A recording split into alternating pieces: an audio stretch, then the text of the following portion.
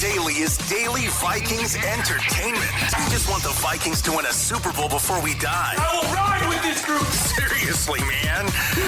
Please. And away we go.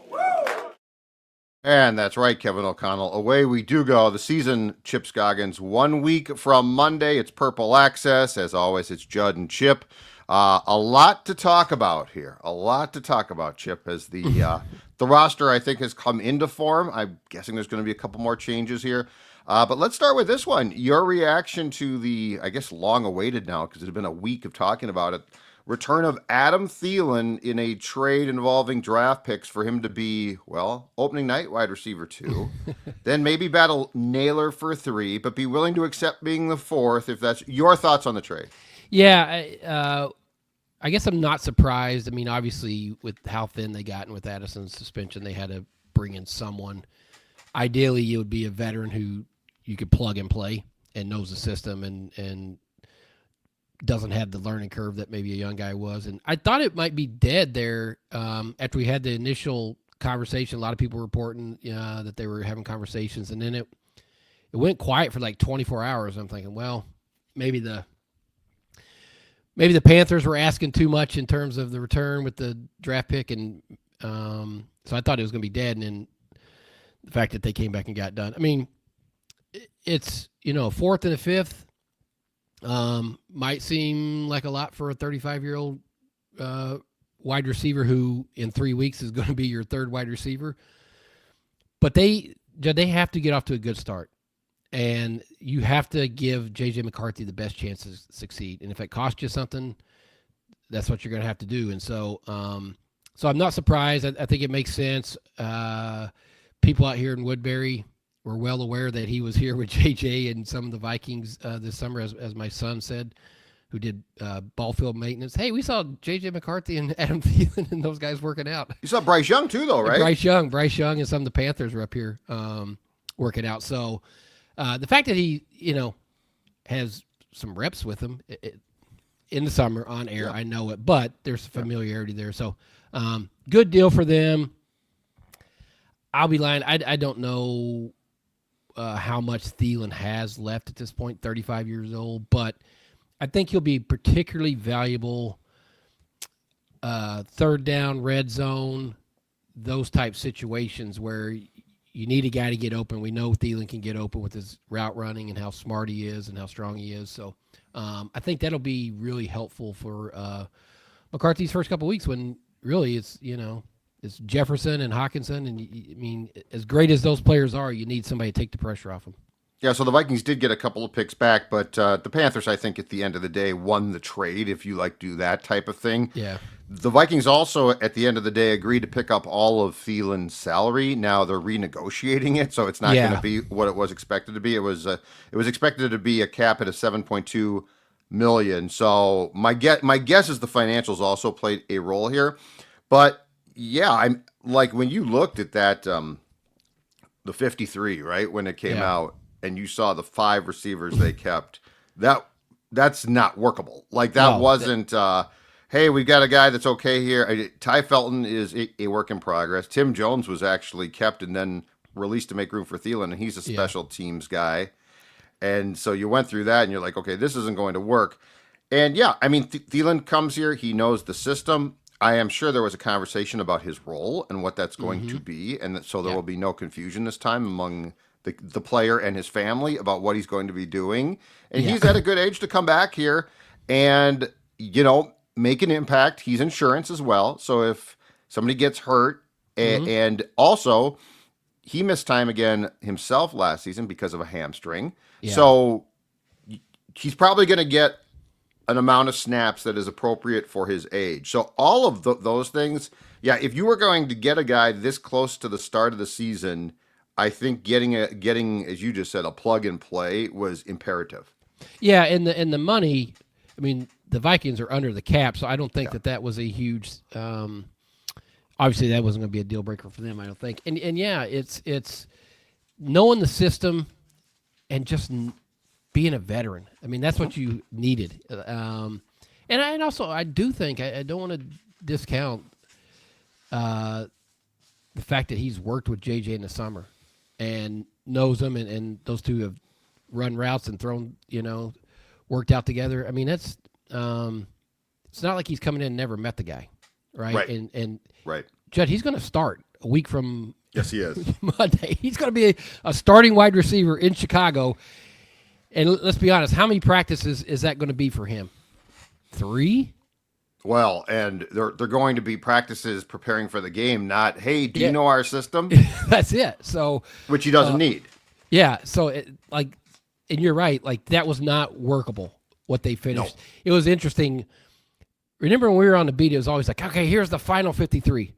There was nothing final about that 53 that we saw when it got released. You knew both wide receiver and cornerback were going to go undergo some changes and add some additions. And we'll get to corner, but and for Thielen, he kept his house here. We know, he spent time here in the offseason. He brought people up here. He just the familiarity, and for him, whether it's 1 year, 2 years, whatever, this is a great way to finish his career.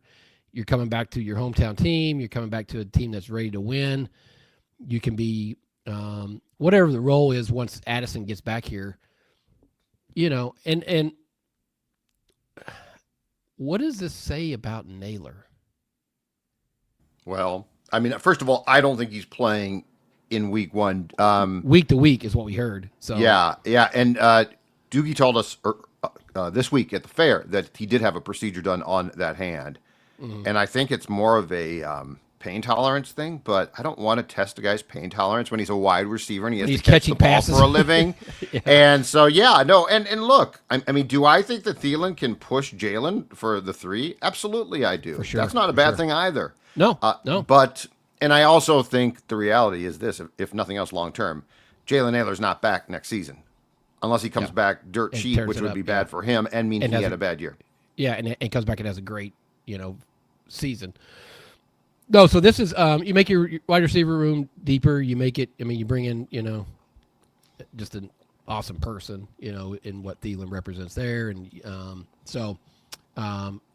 a good move for them, and I'm sure McCarthy's happy too because again, this all goes back to you have to help your quarterback out as much as you can. Mm-hmm. And now to your point, opening night, you've got hopefully a 100% Jefferson. I mean, hamstrings do scare me, but hopefully that, since he missed most of training camp, Thielen, Hawkinson, Aaron Jones can catch passes. Yeah. So, the distribution, I just thought the most important thing was this is going to make the Bears at least think a little bit about, do we triple cover Justin? Do we just totally take him away? Because with the previous incarnation, if Naylor doesn't play, which I don't think he's going to, and if he does, I don't think he's going to be near 100%, and Addison out, if you think about it, all of a sudden it's, okay, that's cool. You throw the ball to who you're going to throw the ball to, which will be either short or a wide receiver who you don't trust entirely. So this just, to me, provides, again, to the marriage of the run and pass, because you've got to have the pass be a threat to be effective to run the ball, I think. Yeah, if you go 3 wide, that opener is at Ty Felton. If Naylor doesn't play, it probably is. Unless you're going to add another, I would not be shocked if they added a lesser known. I mean, a KJ Osborne or something like that. I'm not saying him, but somebody like that. Yeah. Because Felton's in my opinion, such a work in progress. Yeah, he might be okay, but yeah. I mean, but I do think, you're going to see a lot of passes to the running backs. Yes. Obviously, having Hawkinson healthy and having gone through camp, that's a huge thing, and I think he's going to be a big part of it. So, so it's and you're right. You got to be able to run the ball. How do you feel about the cornerback room? Because that's not good. That's the next one. That's the next one. How do you feel? I mean, first of all, that room. I don't even know if you can call it a room. It's a small gathering. It's a gathering at a coffee shop. It's like a tree house. It's that small. So how do you feel about the cornerbacks? Just not enough. I mean, it's thin. Obviously, they have to add, and you watch the cuts and releases, and it's like, is there going to be anybody left here? I know. I think you got to add 1, maybe 2, right? somewhere, somehow, some Yeah. some form or fashion. Well, so they brought back, and I'm not saying that this is an answer, Fabian Moreau, who had been with San Francisco. He was claimed, and he's now been put on the practice squad. Zamiah Vaughn's on the practice squad. So you do have some guys that you can elevate on game day. Yeah. But still, like that doesn't make me feel great. And your starters are Byron Murphy Jr., who I think we all trust. Yes. Isaiah Rodgers, who I think they're pretty bullish on. For sure, they're high on him. Yeah. Jeff Okudah, He's your 3, right? Yeah, he's your 3, and he's been your 3. And I guess I just have a question of, can you hide him enough? Well, I don't think Flores is of the mindset he ever wants to hide anyone in his scheme. Yeah. So how does it work? I don't know. You have to add, right? And I assume they're, look at all the releases and guys that are out there to see who Flores feels the best fit for his scheme. But they're not. They can't be done, right? This can't be the group that I think they're going to go into the opener with. No, and Dwight McLaughlin is the 4th on the 53. The only other question I've got is, because I've still got a bunch of draft picks, is this a second trade? So the Thielen trade, could be. Yeah, could be. Is this a second trade? If I'm Brian Flores right now, I don't know that I really have a great peace of mind when it comes to that room. Yeah, and that's the one thing with the trades they made with Howe and the moves they made. They set themselves up to accumulate picks because it was 11 picks or something like that.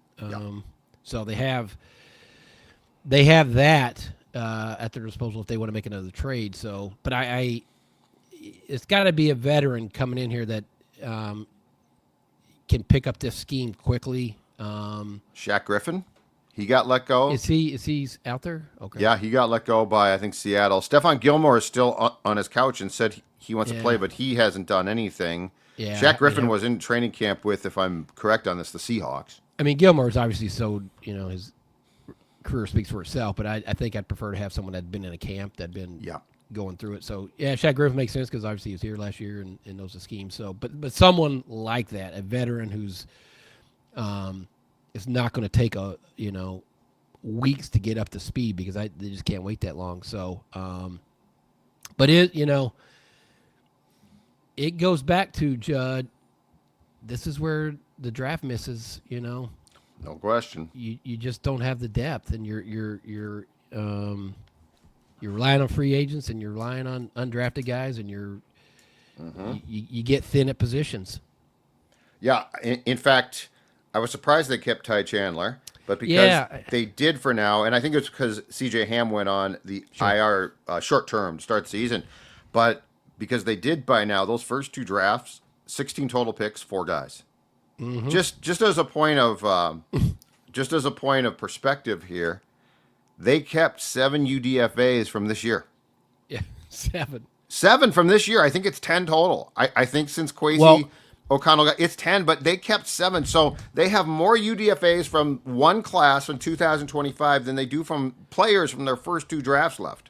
Well, we said it, Judd. If you go back to this offseason, when we were talking about those draft class misses, we said they have to hit on the undrafted guys because they didn't on the drafted. Because you can't just keep plugging holes with expensive veterans. Your roster gets too old, and so that is a how do you want to look at an argument? It's like, yeah, it's great that you found some undrafted guys, but that's a tough way to live, because you have to. Those failed draft classes are going to catch up with you. I mean, eventually it does, and I think you're starting to see that now with the thin spots in the roster. Absolutely. Well, and if you go back to the first draft in 22, and I know it was an epic disaster now, but that was 10. That was 10 guys. That's a large draft class. Mm-hmm. The next year was 6 guys. The next year, 2023 was a smaller class, and Kyrie Jackson, the cornerback, that's the one. The tragic passed away. But besides that, the rest of that class is still there. So I mean, it might be improving, but there's no question. And the fact that they have hit or have appeared to, I guess, hit on undrafted is huge. But imagine if you hit on your draft picks and your undrafted here and there. Now if you had your full 22 or close to your full 22 or 23 draft class, 7 UDFAs You're don't not make making it. a team. That's it. Yeah. And that's to use your term, that's a dangerous world to try and exist in. Of hey, we're gonna get these guys, but it's interesting. Plenty more to go here, Chipper, but I want to tell you about a great opportunity next Thursday, September 4th. And now you're saying, what is it, Judd? What is it? Join Purple Daily at Running Aces for another edition of Purple Daily Unplugged. This time we will have a season preview and get you all set for 2025. Here are the details, the deets, as the kids say, right? Check in at 5:30. Podcast starts at 6:30. This Purple Daily Unplugged event is free, but you must RSVP to attend. Attendees will get a $10 gaming voucher, a $15 food and beverage voucher, horse racing program, and a deck of playing cards. But you must attend to receive these items. Running Aces, just north of the Twin Cities, right off 35W with ample parking. Again, the event is free, but you must RSVP to attend, and space is limited. To RSVP, go to purpledaily.com/unplugged. That's purpledaily.com/unplugged. And we will see you there for a season preview on September 4th. It should be a good time. All right, so as we get set for the September 8th opener, what is your, now that you've seen what, appears to be most of a 53-man that's going to be set, what is your confidence in this team? Has it changed either good or bad from what we talked about all through training camp? No, it hasn't changed. I said for my Star Tribune official prediction, I said 11-6. I am concerned about the corner situation. And to go back to the depth, I mean, we talked about the draft, and obviously you mentioned Kyrie Jackson. That's tragic, and I think he was a player that they were clearly high on and thought would be part of the future. So that's we have to mention that. But I'm worried about corner for them. I think they'll be fine at wide receiver. I agree. I think O'Connell can game plan around Addison's. I mean, Addison had just an absolute huge training camp. He looked phenomenal. It's a short-term. It's unfortunate, but it's a short-term problem. It's a short-term problem, and I think they can navigate that. So, no, I nothing that I saw in camp, nothing I saw in the preseason games for what they are, because half the time you're watching guys that didn't make the team or didn't change how I feel. I still feel like this is a playoff team. I like the way they're constructed. I think, the additions on the interior, both offensive lines, are going to help them come playoff time if they're healthy. That would be one thing. The fact that I don't know if we talked since Harrison Phillips got traded, but you never going into it, Judd. Oh, we did it. Yeah, Purple Day Fair. But that tells you what they thought about the depth. Remember, before camp, you asked me to rank my 5 biggest positions of concern, and I put interior defensive line because about the depth, not so much Hargrave and Allen, but who was behind him. Well, I think that was answered in Brian Flores' mind, and so they were traded a veteran who had started every game the last couple of years. So, yep. I think this is a team that's built to win right now. I liked what I saw from J.J. McCarthy. Even the days that he struggled, he seemed to bounce back, and so I'm going to stick with 11-6. I agree completely, and I keep coming back to one thing. The most important thing is you need to win a playoff game. Like that's the next test. Because if you go to the playoffs again and don't win and get bounced in the first round, you're becoming the Denny Green Vikings, who went to the playoffs, the first 3 or 4 years of his tenure and didn't win a game. And yeah, I think now health is a big thing. Like that's the unquantifiable thing. You don't know. And look, they've got some guys. Will Fry's broken leg last year. Ryan Kelly missed time. The Jefferson hamstring, concerns me. Darisaw, who looks like he's going to be back on opening night, which is great, but that's a concern as well. So, but that's the thing that you can't quantify. You can't count on it. You can't count it. And if it goes south, it goes south, and that's a really tough thing.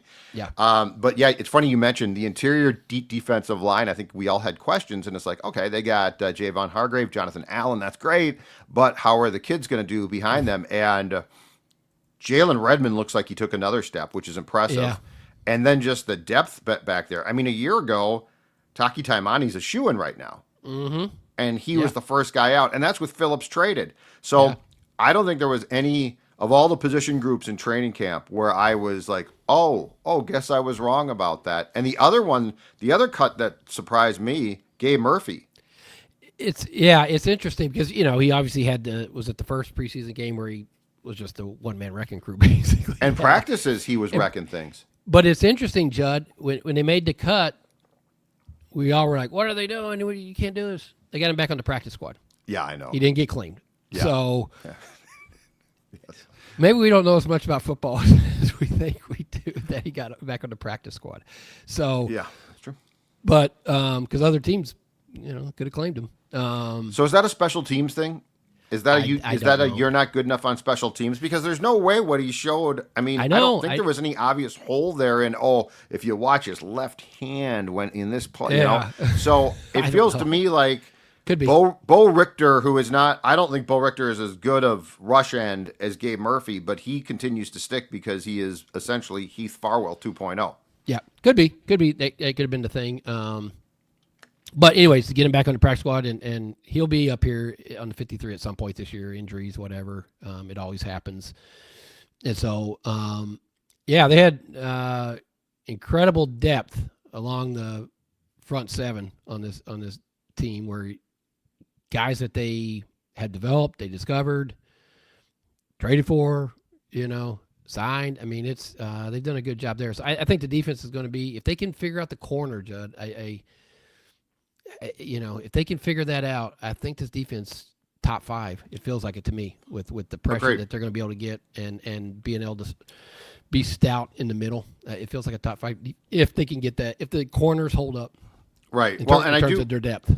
And I do agree to a certain point with the people that say, well, but if they get the pressure, the corners don't become as important because then the pressure on the quarterback. But that only goes so far. Like this is the National Football League after all. You need corners. And I'm pretty confident that Flores' read, or I trust him, I should say. I trust that Flores' read on Isaiah Rodgers is probably correct. My guy is Okudah. And it's not just because he's been a disappointment on the field. He's been hurt a ton too. And we saw him leave the field in the last practice on the Wednesday when they did the mock game. Mm-hmm. So that's my question is, first of all, if you need to hide him in pass coverage, can you? To your point, Flores doesn't like to do that. But second of all, can you keep him healthy?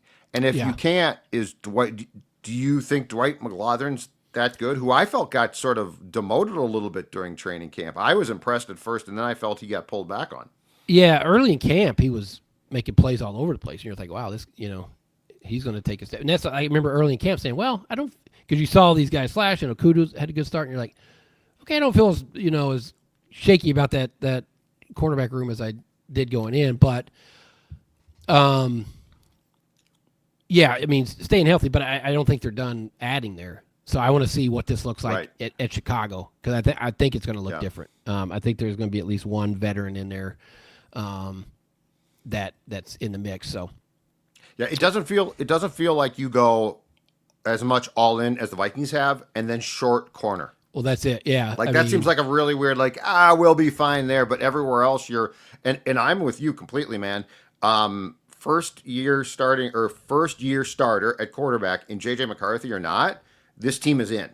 Yeah. This is not I feel like the national people haven't yet caught on totally, but when you look at what they've done roster construction wise and the age of a lot of the starters, this is not hey, in 2 years we're going to be really good. This is no, we are trying to win right now. And they made it pretty clear in March, I thought. Well, yeah, they 100%. Every move they did, look at the money they spent in the offseason. That is all in. Look at the veterans they brought in here. That's all in. You're not bringing in Jonathan and Hargrave and Will Fries. That's big money you spent. That's all in. This deal that they made to get Adam Thielen, that's a team that's saying, we can't screw around for 3 weeks. We have to get off to a good start. So that's an all-in move because you have a big hole in your roster, and you don't say, well, we'll just get by until Addison gets back in 3 weeks. Well, you can't do that. Not if you're serious about where this team can go. So Yeah, it's I'm guessing the national perspective is two things. It's obviously the quarterback, the unknown, Right. and just the NFL belief in a course correction. Well, they got the 14 wins. They're not going to win 14 games again, but I don't think anybody's saying that. But I don't think it's going to be the 8 or 7 wins that other people are. It's not going to be that big of a fall. No, and if it's not a playoff team, it's an enormous disappointment. Yeah, look at this roster. You win 14, 11, but you got to make the playoffs. Got to make the playoffs. With this roster, with the veterans, with the money they spent, all that. I don't care that J.J. McCarthy's in his first year quarterback. This team was built to get in the playoffs and win a game. And Kwesi laid that out at the very first opening press conference. He said, we built this team with an idea of what it could be. And, I forget who had asked it, said, well, what's that idea? He said, it can win multiple ways in the postseason. Right. Which is what they learned a year ago, which they didn't have. So yes. Good for them.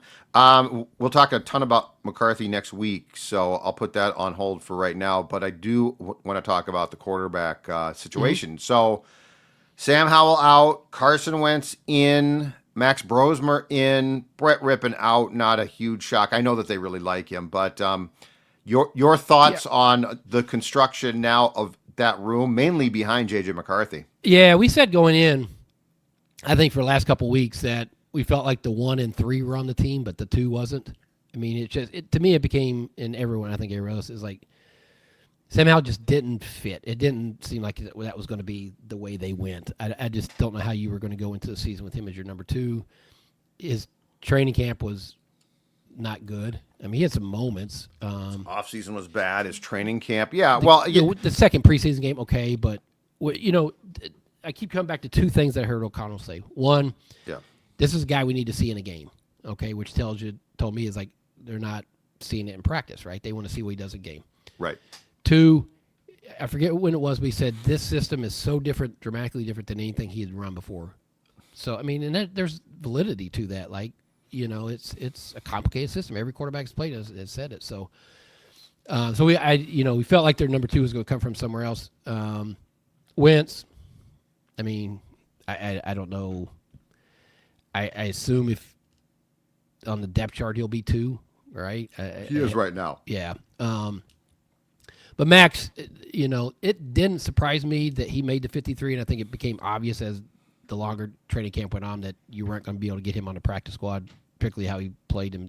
Somebody's going to claim him. So yes, I'm not surprised. I mean, I watched him for a year at the Gophers. Everything that I observed and saw and talked to him and heard, it was the same thing here. Smart, processes, accurate, mature, great leader, all those things. So that didn't surprise me. And the thing about Wentz is you have a guy who has familiarity with the coaches and the scheme, and that was important.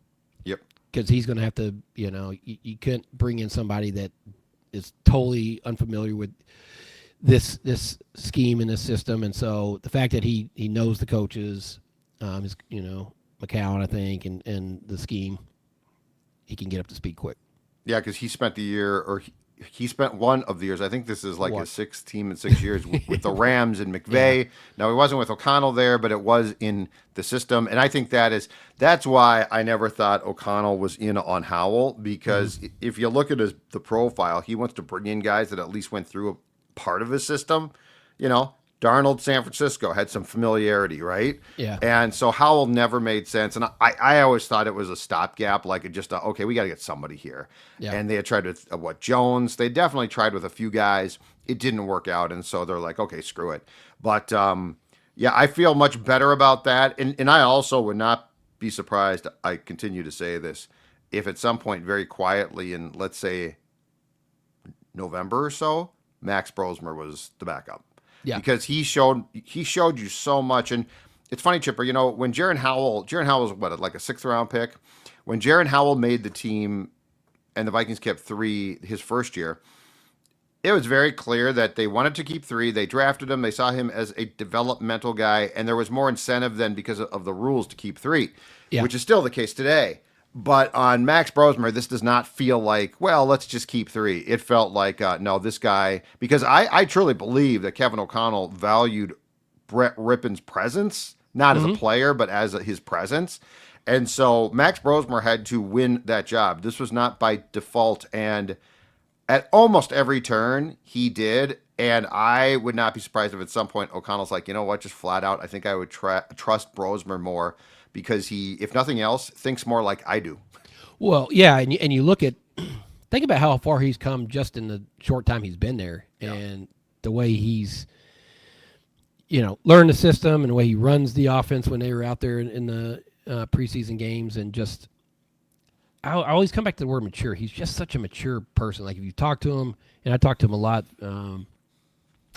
through the the Gopher season and coaches there. I mean, they threw everything at him. Judd, he lived at that facility. I mean. That's not exaggeration. He basically lived there. He'd get there from early in the morning. He'd get there at 5 in the morning. He'd be there late at night. And he's just a really cerebral quarterback and that's the one thing you can't, it's harder to quantify. It's like, how fast do you process things? We can see the arm strength. We can see all those things, but how fast can you process? And he is a really quick thinker and can get through things and identify what he's seen, and so that's valuable, right? And I think for a guy like O'Connell, he's probably like, man, I love this, about this young guy. And so you're probably not wrong that at some point there's going to be a comfort or a moment where O'Connell's like, you know what, if we had to put him in the game, I feel comfortable doing it. Right. And the thing I really like about him is, and look, he's got talent. He definitely can spin the ball. Now, he's not the best, but he can definitely spin. I mean, he made a throw that wasn't caught against the Titans. The fourth down one. Yeah, that was a gorgeous throw. I mean, that was and plus he shifted the protection at the last second. He got the ball off. Like, that was a NFL quarterback play. But I also think the thing with him is because to your point, he works so hard and studies so much that you could put him in a game, and this is my prerequisite for a backup, and he wouldn't shipwreck it. Yeah, that's it. Yeah. Nick Mullins against Cincinnati. Now, I think he started that game, but, he's being sacked, and he's like, what should I do? Should I eat the football? No, I'm going to throw it up, like literally just toss it up in the air. And so, my thing is, especially with this team, because I think this team has the talent to win close games, for sure. They have the talent to win defense, so like their defense, like low scoring games. And what's the last thing that you could possibly have? Sam Howell doing what he did against the Patriots, which was sort of the poster child play, where the play's screwed. Just eat the ball. Like, you're going to lose yards, you just eat the ball. Yep. Deep in his own territory, he throws it up for grabs, and it's picked off. Like, I don't think Max Brosmer does that. I think he gets sacked, and he got sacked a bunch. What was that, 4 times in that one half alone? Yeah. But that's, I'm sure some of those are on him, but I would rather him accept that fate than be like, okay, I can't get sacked. Here's the football. That's it. Yeah. And throw it up. And I got to imagine, like, when O'Connell saw him do that, it's like, okay, we can't have this from the backup. Like, just throw the ball up, so. Especially when you don't really like the guy that much. Like, he doesn't know your system. Like, what are you doing? Yeah. So it felt inevitable. That move felt inevitable as we sat there through training camp. Like, okay, there has to be something coming because I just don't feel like Howell's going to be the backup. So I think Wentz is probably as good as, as what the situation is going to be. I mean, clearly they wanted Daniel Jones to be the backup. Right. He chose elsewhere, so they were scrambling after that.